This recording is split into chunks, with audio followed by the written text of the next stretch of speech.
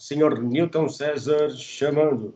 Aqui estamos iniciando a gravação. Agora, Márcio está gravando a chamada. Vamos lá, Márcio Roberto. E aí?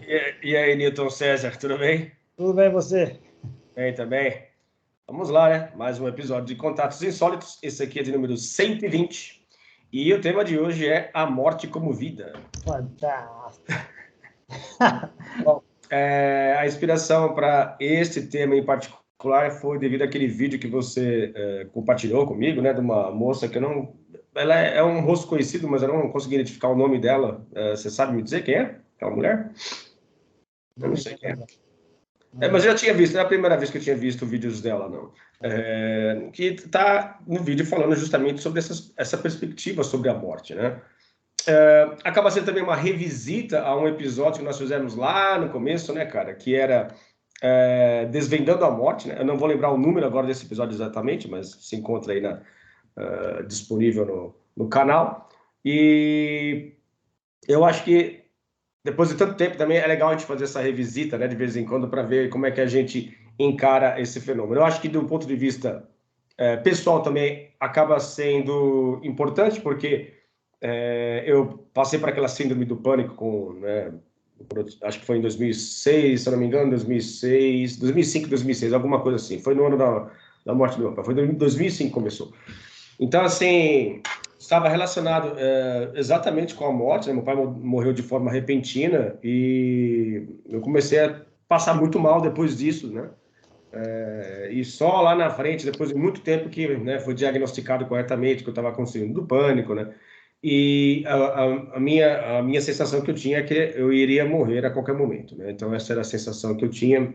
Então, foi um assunto, assim, naquela época, que me mudou a minha vida de uma forma ruim, né? E eu acabo me deparando com esse assunto muitos anos depois, né? De uma forma completamente diferente da qual eu enxergava, né? Como mudou essa perspectiva. E eu também acho que é legal também dar esse testemunho aqui, porque é uma coisa pela qual eu passei, né? Então, acaba tendo também um grande fator pessoal aí em relação à morte. Mas, de qualquer maneira, voltando à questão do vídeo, a gente, no mundo ocidental, né, moderno, o estilo de vida moderno que nós levamos, principalmente devido à grande influência do paradigma materialista em nossas vidas, né, de forma cultural, acaba fazendo com que as pessoas vejam o assunto morte como um tremendo tabu, né? Então, muitas pessoas preferem não falar a respeito disso, muitas pessoas possuem, inclusive, crenças em relação a se falar a respeito da morte, vai atrair a morte, porque está falando a respeito disso. Uma total aversão a esse fenômeno que é o mais certo de todos, né? Que nós podemos ter nessa vida. E o quanto que essas pessoas que fogem da morte, buscam não falar a respeito desse assunto, buscam não encarar esse fenômeno de frente, acabam tendo um comportamento meio que, tipo, bom, já que eu não vou falar sobre o assunto, eu não quero saber sobre isso, então eu vou viver como se eu fosse imortal, né? Ou seja, nunca vai acontecer comigo, né? Isso nunca vai rolar. E quando há a passagem do tempo que inevitavelmente faz com que essas pessoas protelem as coisas, deixa tudo para amanhã, porque eu vou ter tempo lá na frente, porque vivendo como imortal, teoricamente, eu tenho todo o tempo do mundo, inclusive para desperdiçar. Então, as coisas importantes eu vou protelar, né, vou procrastinar, aqui não vai, vou passando para frente isso e a vida vai passando, né? Como é para todo mundo. E quando elas se deparam pela primeira vez com os primeiros sinais de envelhecimento, muitas pessoas, eu diria um grande número de pessoas, se não for, seguramente eu acho que é a maioria das pessoas, acabam entrando em pânico, em desespero, né, porque não se prepararam para esse momento devidamente, justamente pela falta de intimidade com o assunto, né? E a falta de perspectiva que nós temos em relação não só à morte em si, mas também como ao processo de envelhecimento, né? E a gente vê isso de uma forma muito negativa, né? Então, a nossa sociedade, ela privilegia o que é a juventude, né? Os primeiros anos da vida, e encara de uma forma muito ruim. Tem mudado bastante nos últimos anos, eu concordo. Mas ainda assim, né, porque também a população mundial está envelhecendo, mas ainda assim eu acho que é visto de uma forma muito negativa o envelhecimento. Então, essas pessoas que nunca se prepararam para esse momento da vida acabam entrando em desespero e, consequentemente, envelhecem muito mal, né, e acabam morrendo, sentindo muito sofrimento, muita dor, muita angústia, né? Então, eu acho que o papo vai girar em torno disso daí. havendo esse contraponto em relação àquelas pessoas que encaram a morte de frente, que falam sobre o assunto, né? Culturas como a tibetana, por exemplo, né? Da tradição tibetana clássica, encaram a morte como um fenômeno plenamente natural, pelo qual todos passaremos, e falam sobre esse assunto o tempo todo, né? Faz parte da cultura deles. O livro tibetano do Viver e do Morrer também aborda esse assunto, né? Como é que você pode, através dessa visão budista, por exemplo, dar mais qualidade de vida para as pessoas que se encontram perto da morte ou em fase terminal de doenças terminais, aí, o quanto que elas se beneficiam por uma perspectiva diferenciada em relação à morte, que é muito diferente daquela que nós temos no universo materialista, como a aniquilação de tudo, como simplesmente a ausência de qualquer rastro de vida ou de memória, né? Então, acho que mais ou menos por aí que vai girar esse assunto. Então, já passo a bola para você fazer os seus primeiros comentários. Vamos lá. Legal. Excelente introdução, como sempre, grande Márcio Roberto.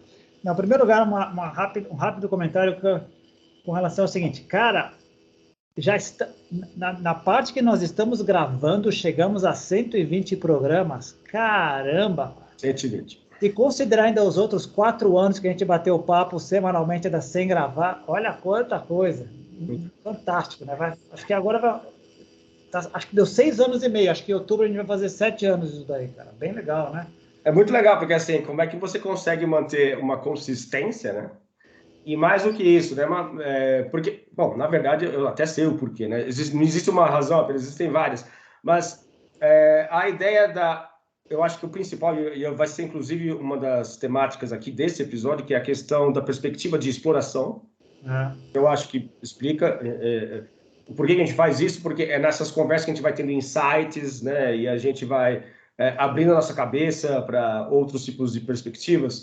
Esse é um dos fatores. O outro fator sei lá, acho que, bom, talvez por causa do primeiro, a gente nunca ficou sem assunto, né? Sempre tem alguma coisa para discutir, para conversar, né? E mesmo a revisitação, ela é legal, porque a gente, aquela ideia do famoso cruzar o rio 2 vezes, né? A gente não é a mesma pessoa, a gente está acumulando coisas, o mundo vai mudando e a gente vai vendo outras perspectivas mesmo, né? Isso eu acho muito legal. Eu só queria deixar registrado que é bem bacana. 120 é legal mesmo. Um ano são 152 semanas, são 108 semanas, pô, vai para 1 ano e meio, aí 2 anos e meio só de gravação, né? Que de gravação, de gravação, né? Não, e esse assunto é legal. Não me lembro dessa mulher mesmo, eu recebo um monte de coisas bacanas, de reflexões legais. Isso é uma das coisas boas das redes sociais, quer dizer, dá para chegar muita coisa interessante que se a gente souber filtrar, dá para ver, né? Sim. E o que é legal? É falar de coisas mais ou menos comuns por outros enfoques e dando palavras legais. Você repetiu uma expressão dela que eu achei demais também. Ao escamotear a discussão sobre a morte, as pessoas se comportam como se elas fossem imortais. Elas nem percebem isso. E se comportar com o imortal não tem problema, isso aqui é infinito, eu não preciso me preocupar, não tenho que me preocupar que lá na frente eu resolvo, né? Que, grande ilusão, né? Terrível ilusão. Então, esse é o primeiro ponto. Segundo ponto que eu estava lembrando agora, você mencionou os tibetanos, os zen budistas, eu vou olhar alguns deles. Todas as culturas orientais realmente têm essa visão diferente, mais equânime. Olha, não é para ficar muito contente com as coisas ruins que acontecem e não é para ficar muito triste com as coisas ruins que acontecem, como, por exemplo, a morte, porque são processos naturais. Ponto. Mas olha que legal. Esopo, nas suas famosas fábulas há 2000 anos, criou a famosa cigarra e a formiga, em que já mais ou menos dava essa ideia bem metafórica, poupe para o futuro. Olha, os invernos sempre chegam, o fim sempre chega. Então, mesmo nós aqui do lado de cá de Greenwich, tivemos vários insights, sacamos essas coisas, mas pelo nosso desenvolvimento, pelo advento do materialismo, o capitalismo, uma distorção da maneira religiosa de ver e interpretar a vida, a gente foi escamoteando a coisa. A gente foi... o advento e o progresso da medicina. Puxa, se eu posso postergar mais... Puxa, se estamos vivendo mais, deixa eu empurrar um pouquinho mais, deixa eu ir lá na frente. Isso foi dando essa ilusão de que talvez eu não seja imortal, mas eu posso, quem sabe, né? Quem sabe, né? Quem sabe chegar antes de mim, antes de eu chegar na minha hora. E essa ideia de aproveitar o máximo possível, não poupar o futuro, e principalmente, que eu acho que é mais legal de tudo, não valorizar a velhice, não dar à velhice o seu devido valor e desrespeitá-la, são fatores que causam muito sofrimento. No fundo, causam um tremendo de um sofrimento para todos nós, né? Como você falou agora, o conversar sobre o assunto não significa trazer má sorte, não significa atraí-lo para agora. O conversar no assunto não significa um demérito a quem está mais para frente ou quem está mais para trás. O conversar sobre o assunto significaria abrir o espectro, até do que você falou agora, de exploração da vida. Como é que eu posso viver bem em cada uma dessas fases, né? E a gente, em geral, se nega. Concordo com você, tem melhorado muito, tem muito mais gente falando. O próprio fato desse vídeo estar circulando e vários outros significa que as pessoas estão conversando. Mas, em geral, eu acho que a gente está escamoteando. A maior prova, inclusive dessa parte do envelhecimento, significa quantos remédios anti-rugas existem, quantos remédios, operações plásticas para continuar jovem existem, quantas teorias mirabolantes de ciborgues e tecnologia que eu vou colocar no corpo para transcender e postergar um pouquinho a minha existência existem, né? Então, no fundo, são maneiras de escamotear esse medo terrível da finitude que a gente não sabe o que fazer com ele em geral. E você acabou me lembrando também o próprio hiperhumanismo, né, cara? Isso. Do Kurzweil lá né, da singularidade, tudo isso se iniciou porque ele lidou muito mal com a morte do pai dele, né? Então, ele tem essa ideia de que ele quer fazer com que o pai reviva, entre aspas, né, através de tecnologia, né, assim, guardando a memória, enfim, e subindo isso para a internet de alguma forma mirabolante, que hoje em dia eu vejo isso de uma forma completamente insana, né? Bom, eu sempre enxerguei isso de uma maneira assim, muito, muito estranha, né? Muito assim, a contragosto, mas hoje eu vejo como realmente uma insanidade total, uma total falta de imaturidade, né? De imaturidade em lidar. Não estou questionando a inteligência do cara, nem nada disso, né? Mas nesse aspecto em particular, a não aceitação da morte, né? Que foi levar às últimas consequências ao ponto de ele querer fazer um upload das memórias do pai dele, como se isso fosse recriar o pai. E não é essa maturidade de saber que, olha, seu pai está imerso na natureza porque ele foi dissociado desse ego que ele tinha nesse corpo, e ele está em tudo aí, né? Não foi perdido, isso foi diluído, isso foi disperso na grande mente cósmica que existe nos fundamentos da matéria, de tudo que existe ao nosso redor, inclusive dentro de nós mesmos. Então, nada foi perdido, né? Mas dentro dessa concepção clássica, e aí sim, super materialista, né? Tudo foi embora. Então, restou o quê? As memórias. Então, parece que tem um sótão na casa dele lá, que ele guarda todas as pertences do pai, retratos, objetos, essas coisas, e ele vai fazer alguma coisa, em algum momento ele vai subir tudo isso para a internet, vai recriar o pai dele de forma virtual, sei lá, né? É uma visão super esquisita, né? Incrível como não consegue enxergar o básico dos ciclos cósmicos, não é nem humano, é cósmico, né? Esse é o ponto. Segundo ponto, como tem fatores patológicos aí fortes, são ser tratados urgentemente. E terceiro, essa parte do pai e a parte dele. A última vez que eu conferi, eram 175 pílulas por dia que ele tomava. Ele quer transcender, ele não quer morrer também. Imagina, e se olhando no espelho todo dia e vendo as rugas ficarem cada vez mais profundas e tal, será que está aproveitando a vida? O que adianta eu viver muito se eu desperdício, se eu não aproveito cada minuto, né? Não é fácil, mas é um ícone de uma série de outras pessoas que estão mais ou menos nessa ideia, quando as pessoas estão fazendo plástica, quando as pessoas estão criando... Porque uma coisa é você fazer... Você tem um órgão que não está funcionando bem, você pode substituí-lo por outra coisa para viver melhor. Isso é uma coisa. Mas a plástica em si ver-se mais jovem do que você verdadeiramente é, isso mostra desvios, assim, que a gente pode vir a conversar mais tarde. O que está na moda agora, que é a famosa harmonização facial, né? Incrível, né? E quantas pessoas, curiosas, eu não vejo, eu vejo só as manchetes, né? O que eu leio de manchetes que diz assim, fulano se arrepende e reverte. Já viu isso? As pessoas se revertem. Impressionante. Né? E vi várias fotos também de harmonizações que ficaram muito desarmoniosas. Era melhor do jeito que estava antes. Mas, enfim, tamanha é a loucura, né, dessa nossa falta de maturidade mesmo para lidar com o envelhecimento e com a morte, né? Ao passo que você vê que, por exemplo, nas antigas filosofias do Oriente, né, a pessoa mais velha é encarada como um mestre, como uma pessoa sábia, uma pessoa que acumulou experiências ao longo da vida, né?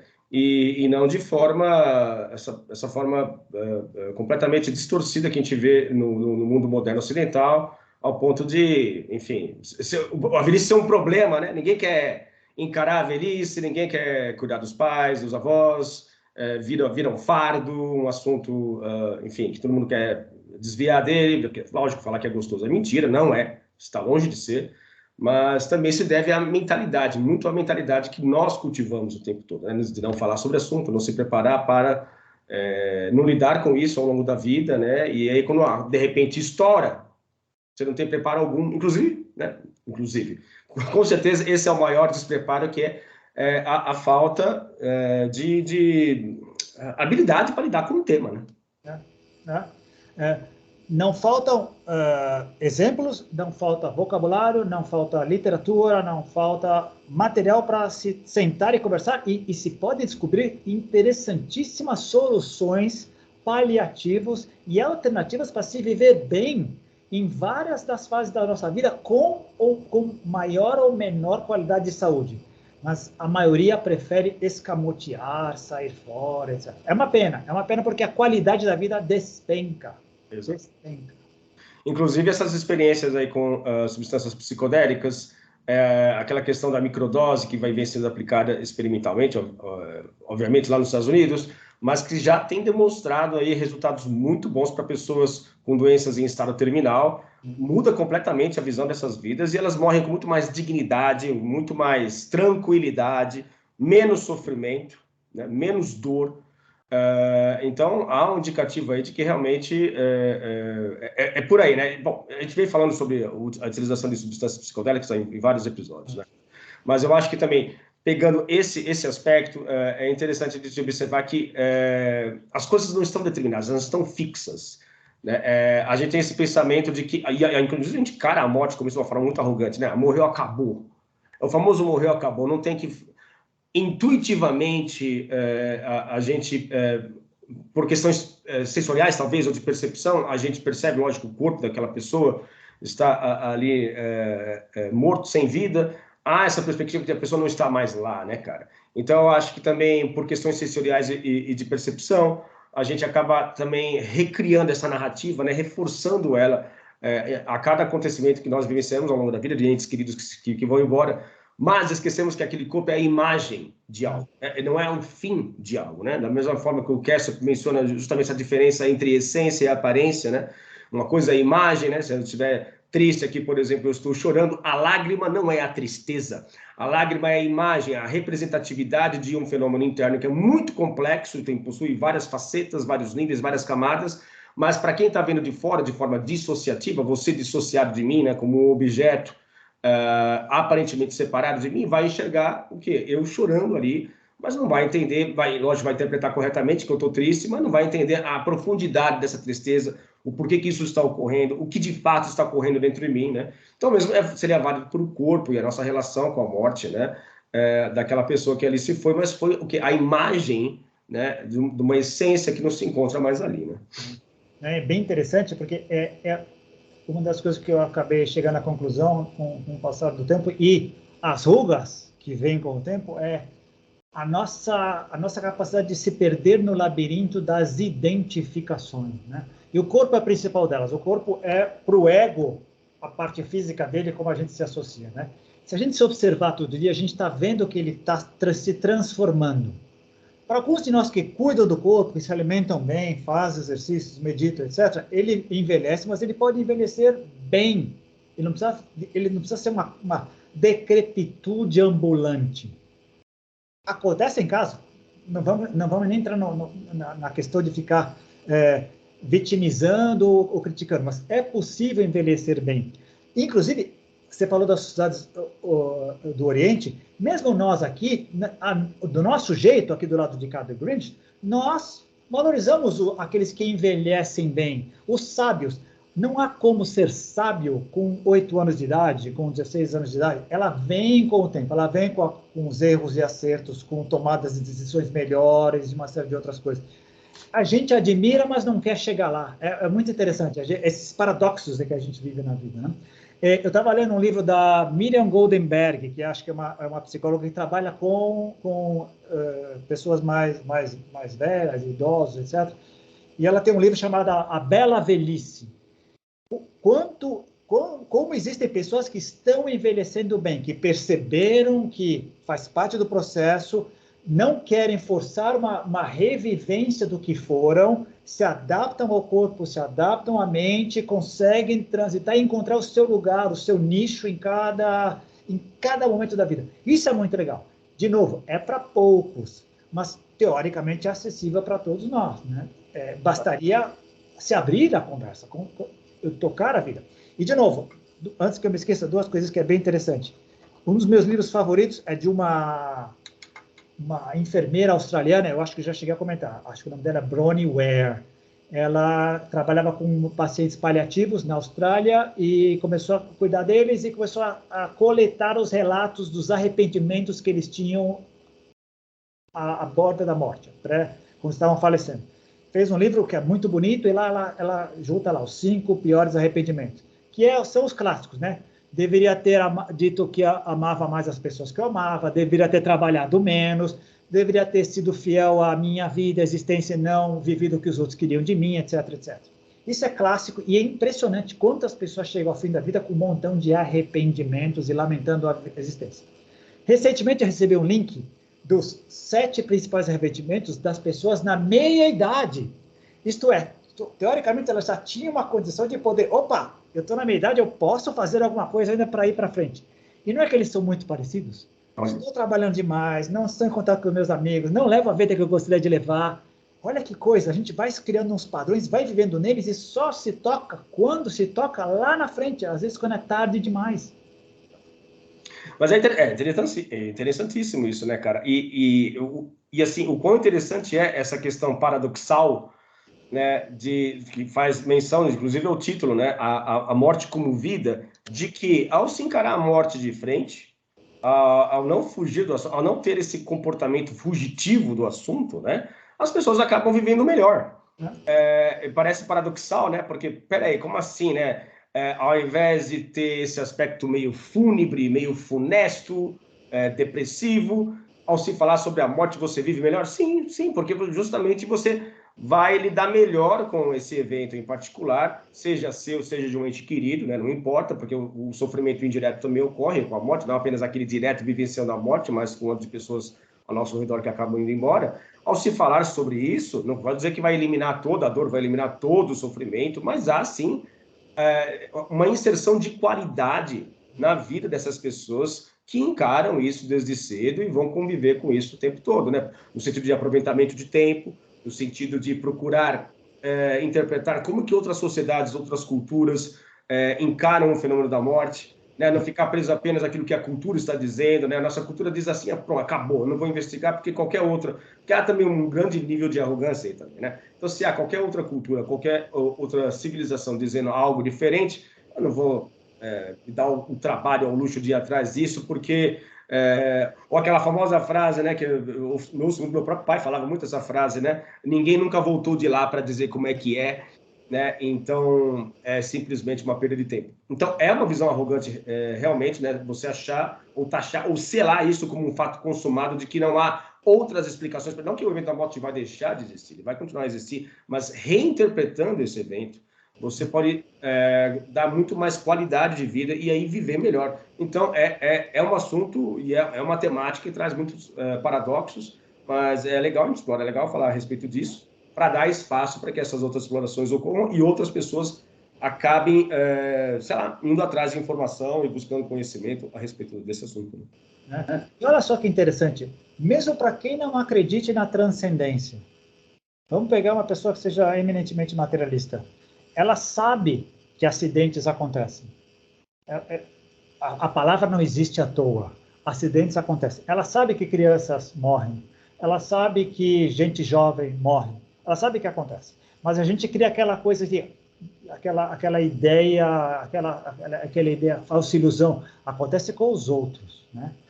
Um dia, o último dia chegará.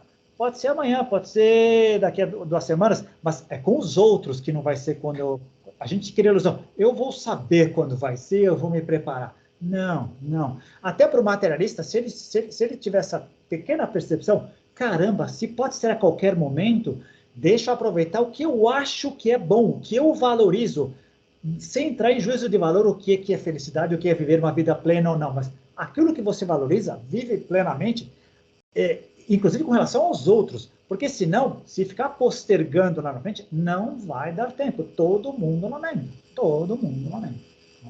Verdade. Não tem jeito. E aí, eu acho que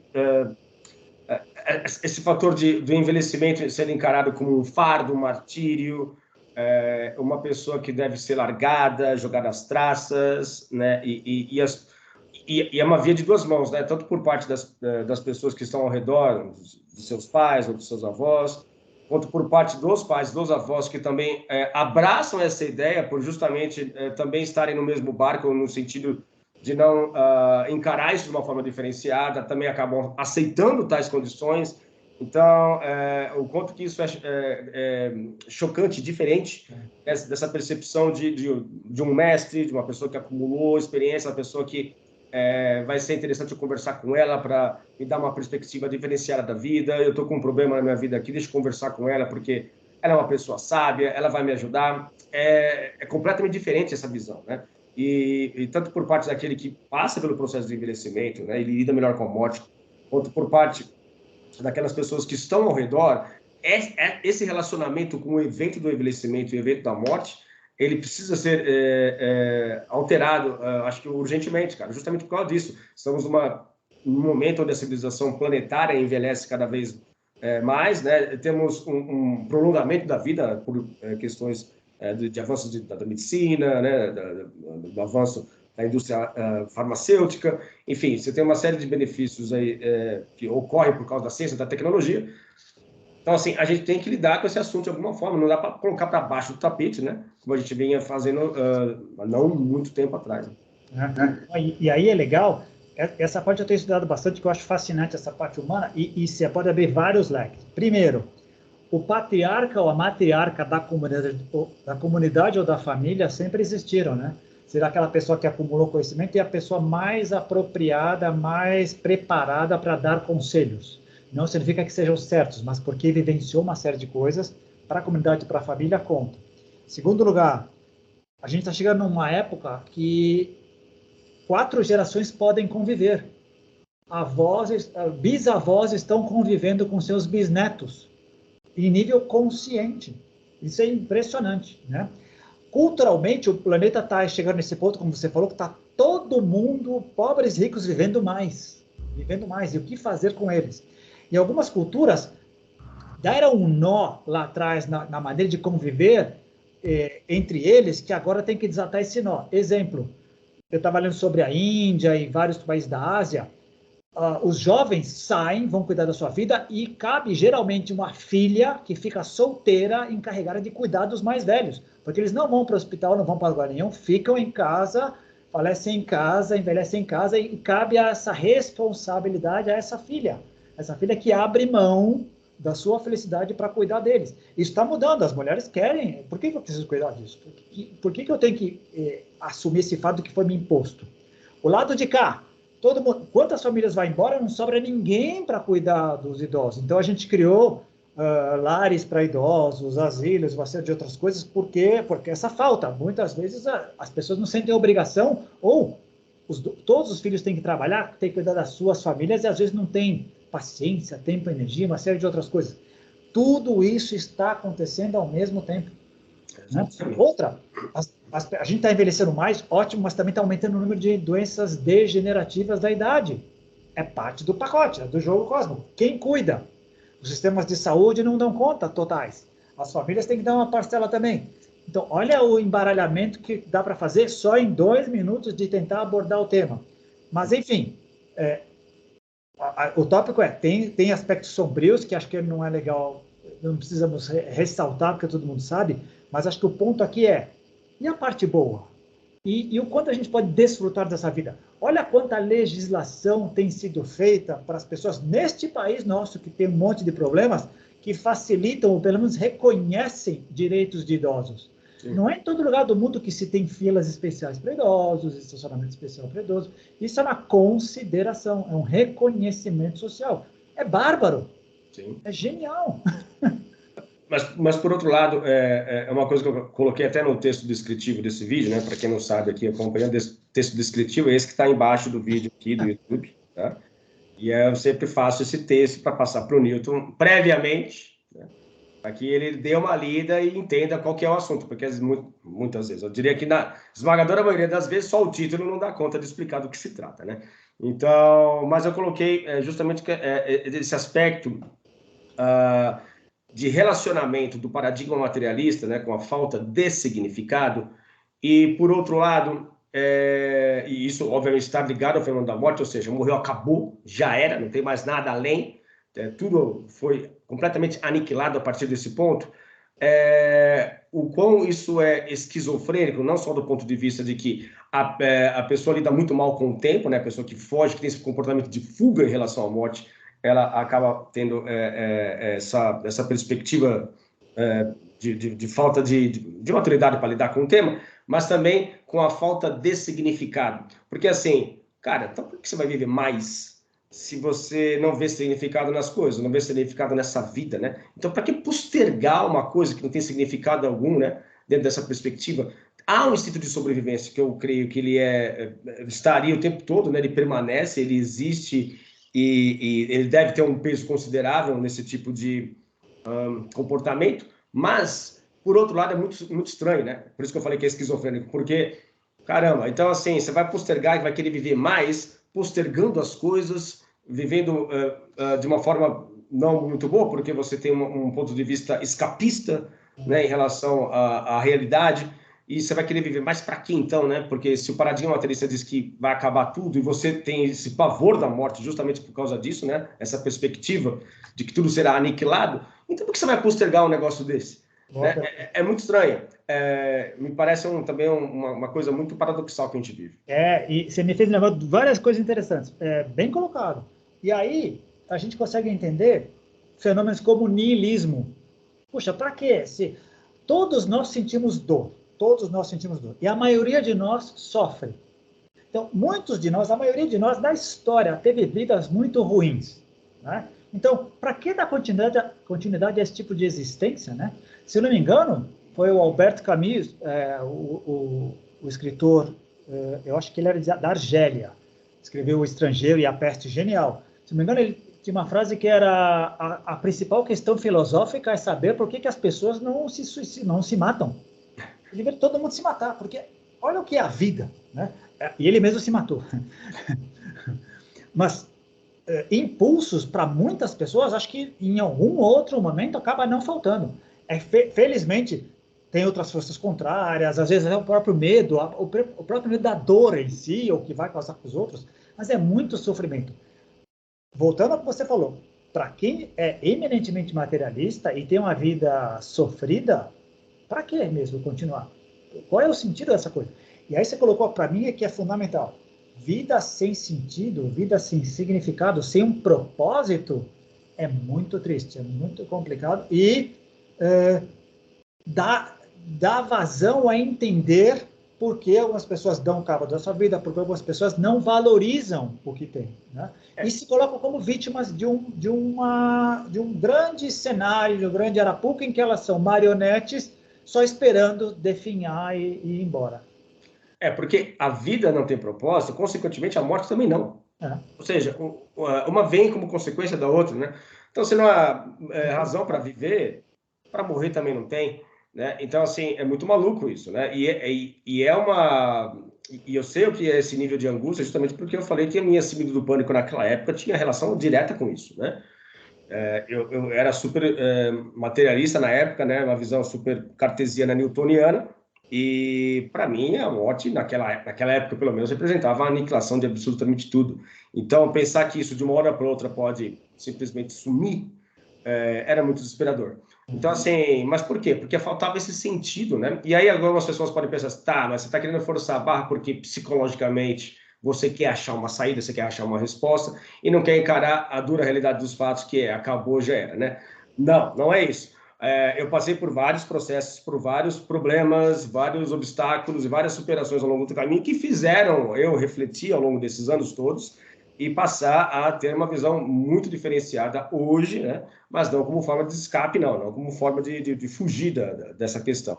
Mas, porque, assim, é uma argumentação que também, teoricamente, pode ser válida num primeiro momento, né? Aquela questão, por exemplo, da visão científica com C minúsculo, né? De que nós, cientistas, encaramos as realidades dos fatos. Vocês são românticos, né? Vocês querem achar uma resposta, um sentido, vocês querem achar, sei lá, um alento para o sofrimento, mas nós que encaramos a realidade, né? Então, acaba dando um sentido indireto para eles de que, olha, nós somos mais corajosos que você porque nós encaramos a realidade nua e crua e vocês querem fugir dela, né? Mas, não, eu vejo de uma forma invertida, realmente, hoje, né? Eu consigo enxergar assim, porque eu já fui dessa forma, né?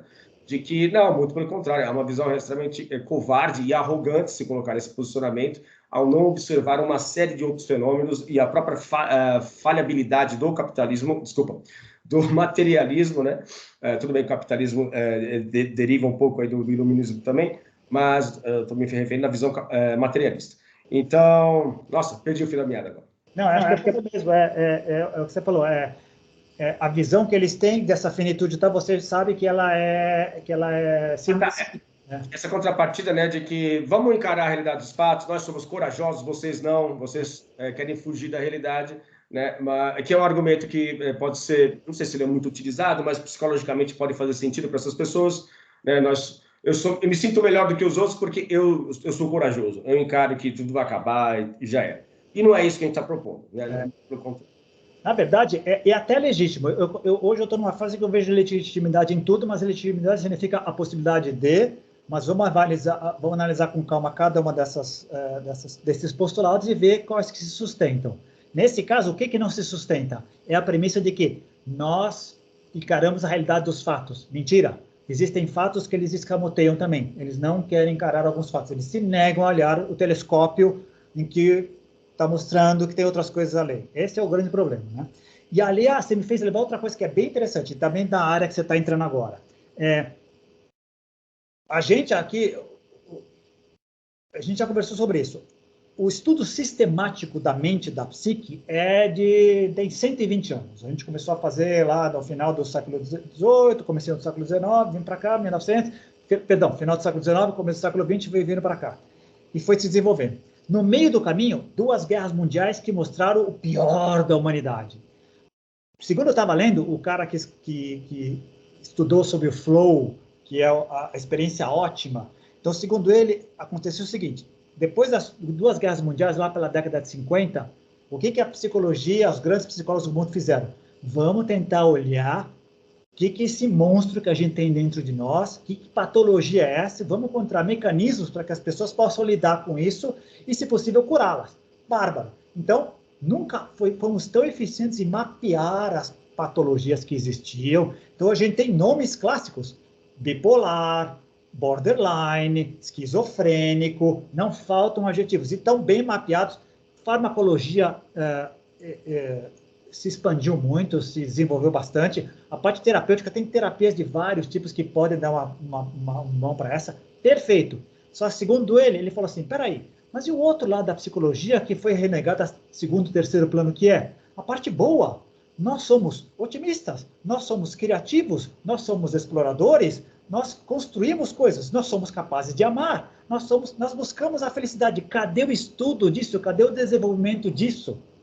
E aí que ele veio com a ideia do flow, e ele criou um braço, ele e outras pessoas criaram um braço da psicologia que se chama psicologia positiva, que é essa ideia de, poxa, a vida é alguma coisa que vale a pena ser vivida. E ele diz, olha o exemplo que ele dá que eu acho que é genial. A gente olha para um campo de concentração e olha a barbárie que foi aquilo e entende por que a maioria das pessoas que saem de lá voltam traumatizadas, têm as suas vidas arrasadas e tal. Ele diz, isso é o normal, isso é a média, perfeito, estamos cuidando. Mas a gente está esquecendo das exceções. Quem é que explica aquele cara que estava lá e saiu, como Viktor Frankl, e criou uma outra maneira de ver a vida e ajudou outras pessoas? Como é que a gente explica para as pessoas que saem de trajetos que não tem, no meio de uma favela, no meio de uma violência, e se tornam líderes e têm vidas plenas? Essas pessoas, ele fala, essa a gente tem que estudar. Tem que ver o que elas têm para passar para as outras, para ver o que a gente pode ver, porque essas desfrutam da vida. A vida dessas pessoas transcende, né? Elas têm experiências ótimas, que é o flow que ele diz. Isso é genial. Independente da transcendência da morte, essas pessoas vivem, não no material, elas vivem sem até usar o termo espiritual, elas transcendem esse materialismo rasteiro, né? E são milhares que estão por aí, quietas, caladas, dando exemplos o dia inteiro. E a gente aplaude quando encontra um ou outro, né? A gente adora quando vê esses exemplos. Transcenderam, inclusive, os seus ambientes, né? Os seus ecossistemas iniciais, com condições iniciais de vida super precárias e que realmente, se for comparada com a condição de outras pessoas, é uma condição muito ruim, e conseguiram superar tudo isso, né, cara? Então, de fato, existe. Aquelas 3 grandes forças que eu falei da outra vez. Transcende a biologia. Quantas pessoas nascem com deficiências físicas, nem por isso deixam de ser felizes? Biologia, eu não posso mudar os meus genes, mas eu posso lidar com ele de outra maneira. A influência familiar, todos nós temos relações complicadas com pais e outras pessoas, todos nós trazemos traumas, mas muitos de nós conseguimos transcender isso, entender e levar adiante. E a força, a influência da cultura local, do meio, que nos força a ter comportamentos e nos força a nos conformarmos com relação a eles, sendo infelizes.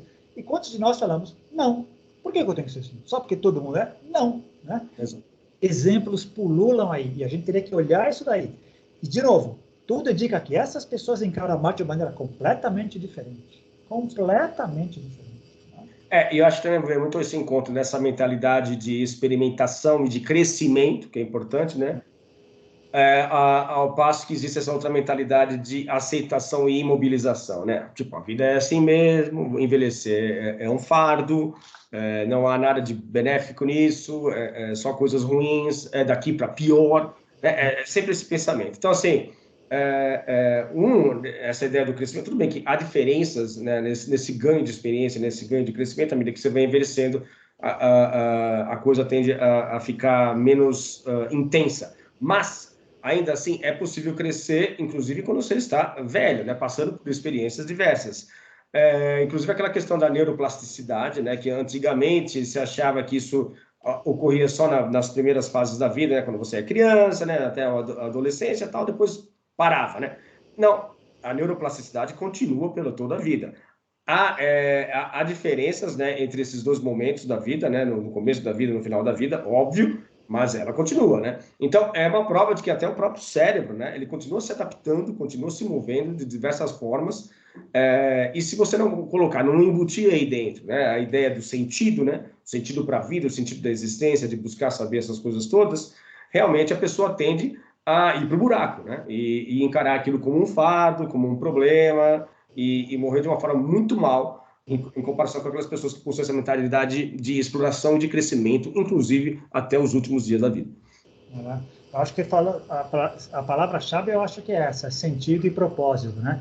Até porque o sentido e o propósito vão fazer com que você continue se exercitando, porque tudo é exercício, é musculatura.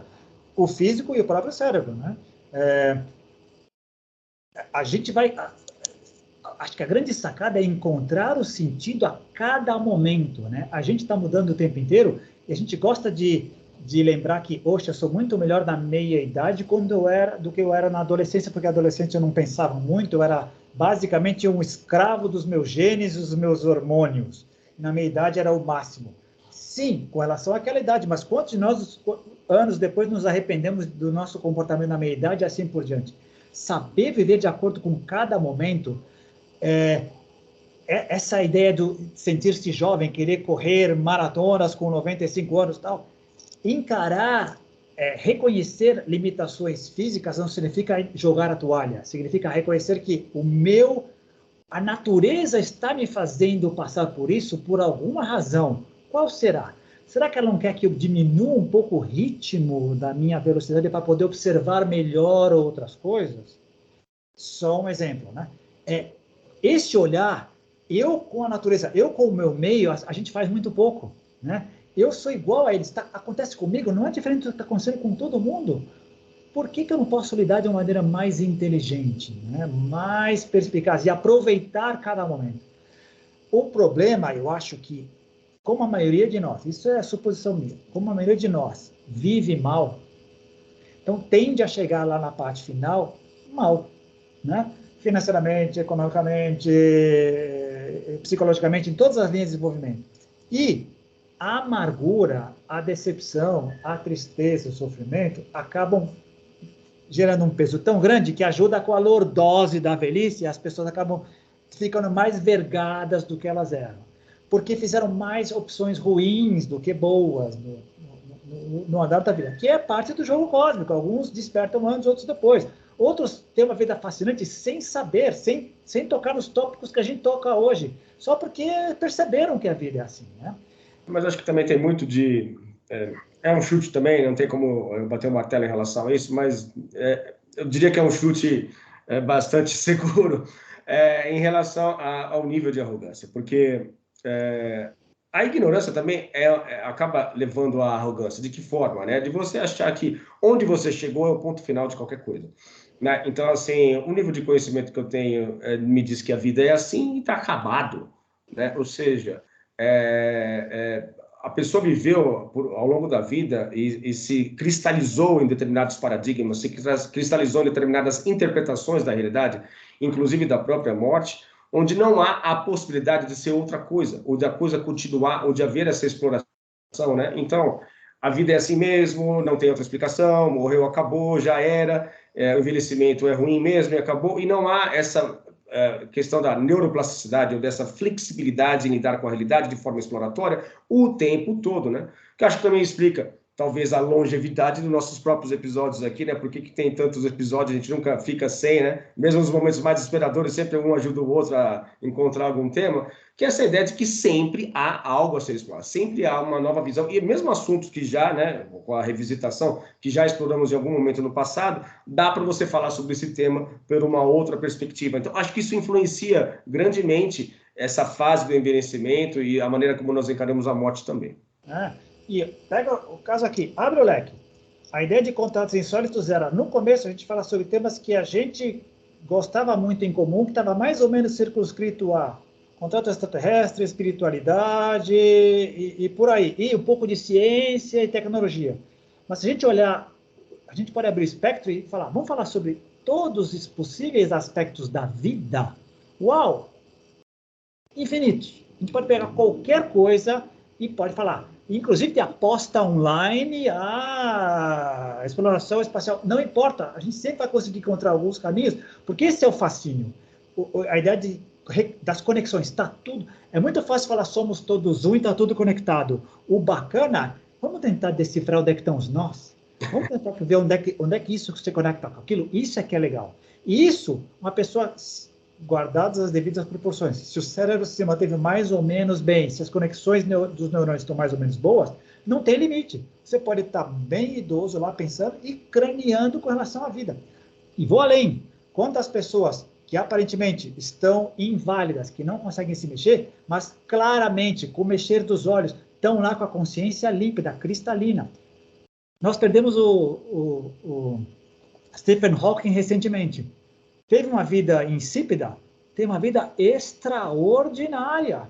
E a vida física dele, como foi muito complicada, revolucionou a ciência, a cosmologia, com todas aquelas limitações. Exato. É um caso extremo, né? Mas eu estava me referindo, ou tentando me referir pelo menos, a ideia de quanto que a parte psicológica comprometida afeta o físico também, né? Sim, então, assim, por quê? Por causa desses velhos chavões, essas eu velhas coisas encarar, né? Eu largo mão e não dou mais bola, não faço exercício, eu me entrego. E também tem muitas essas coisas. A gente cresceu, talvez não nós, mas as gerações anteriores, velho é aquele que fica lá no canto isolado, não faz mais nada e tal, né? E hoje a gente tem mais exemplos de pessoas que estão ativas aí, empresários, fazendo coisas, buscando trabalhos voluntários, uma série de outras coisas. Mas isso tem muito a ver com aquela coisa que eu volto na psicologia positiva, é da pessoa, é aquela pessoa que se tocou. A vida é uma coisa que vale a pena ser vivida. A E geralmente ele é altruísta. 10 em 10% dos casos, ela é altruísta, ela não pensa só nela, ela pensa nela, nos outros, na sociedade. São essas pessoas que levam a coisa adiante. E acaba tendo também um pouco dessa visão distorcida também de que, lógico, a tecnologia vai crescendo e ficando cada vez mais complexa de uma forma exponencial, e é uma dificuldade das pessoas mais velhas de acompanhar essa tecnologia, né? E disso invalidar a participação delas na vida como um todo, né?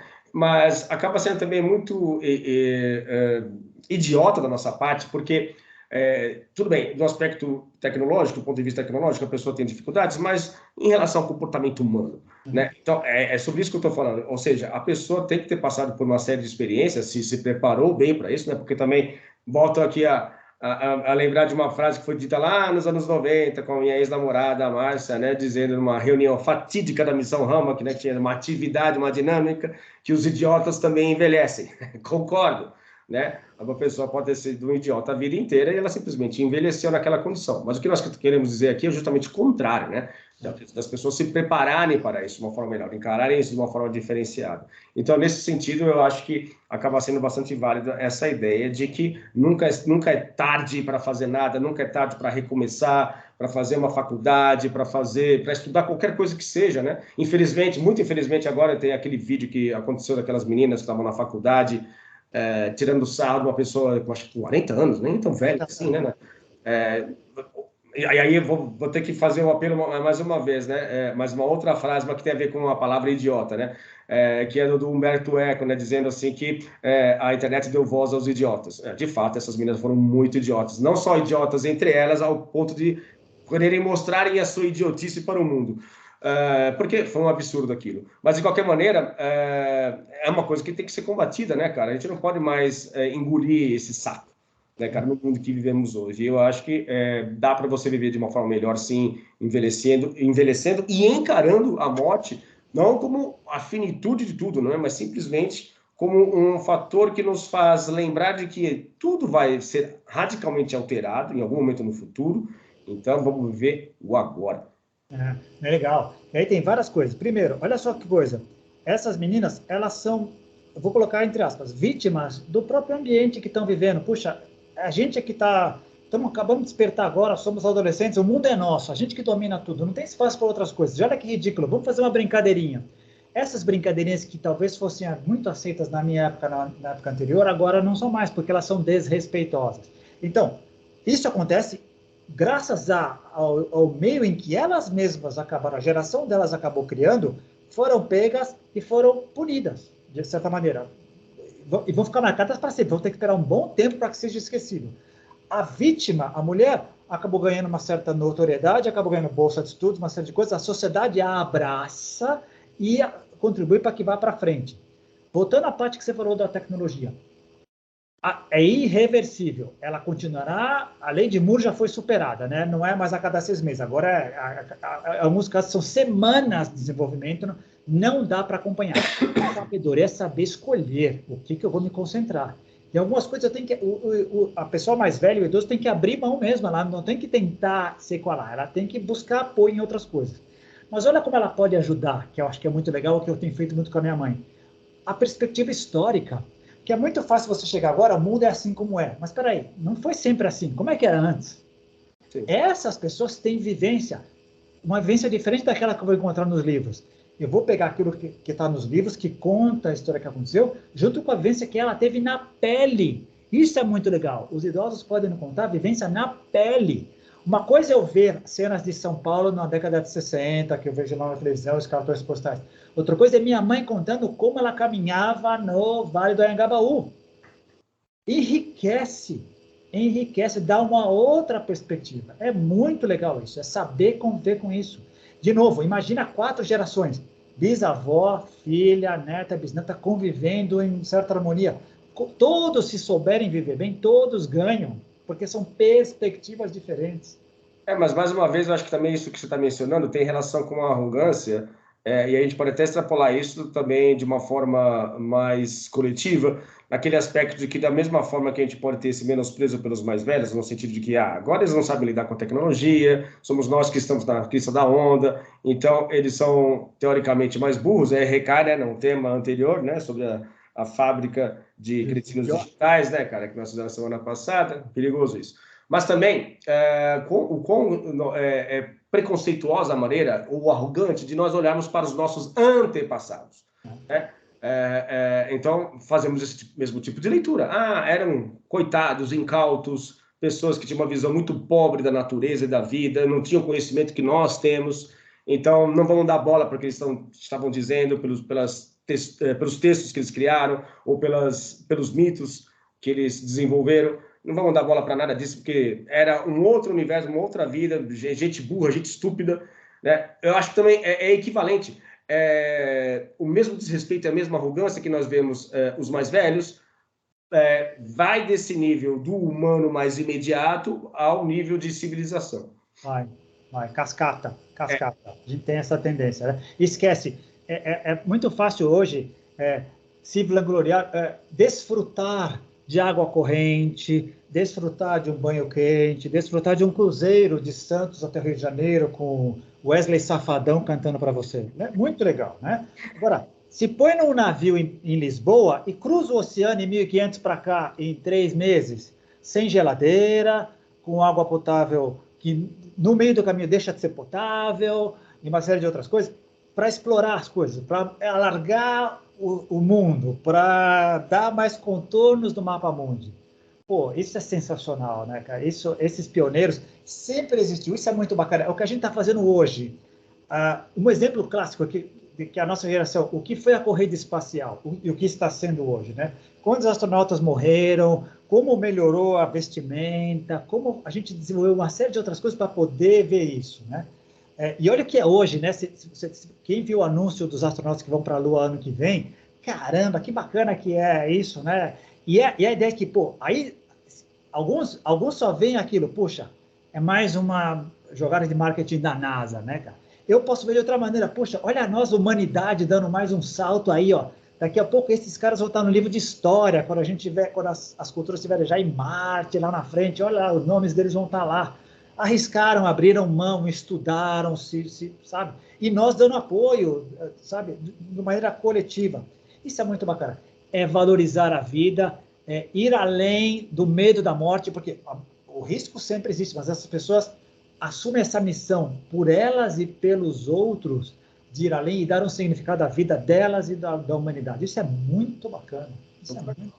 Eu concordo contigo. E também tem essa questão de honrar os antepassados. É uma coisa que os orientais possuem mais do que nós, né? De que essa questão de que tudo que você está vendo aqui agora, esse desfrute todo que você está tendo da vida que você leva hoje, você deve aos seus pais, aos seus avós, às gerações que vieram antes, né? Então, aquela coisa, né, que o próprio Newton, né, não você, né, mas o original, o Isaac, disse, né, de que tudo que eu sou hoje, né, eu devo pelo fato de estar assentado sobre ombros de gigantes.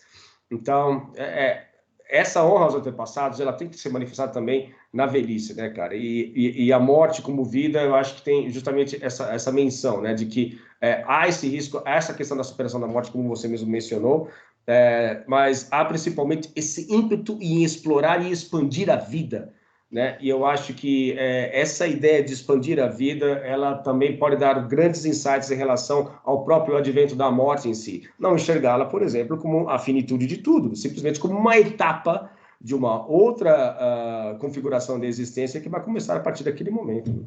Acho que é por aí. Inclusive, até o termo vida depois da morte não significa...